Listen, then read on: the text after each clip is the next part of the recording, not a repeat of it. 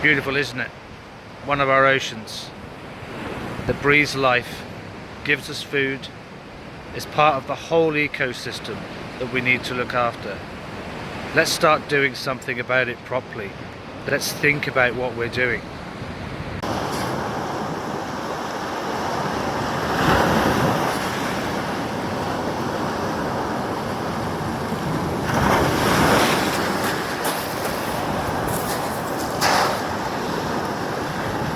It's that simple.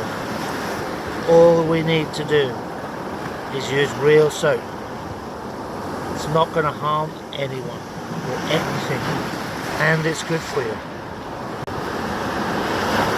Even better, if you're going to shower, single, square, cube solutions.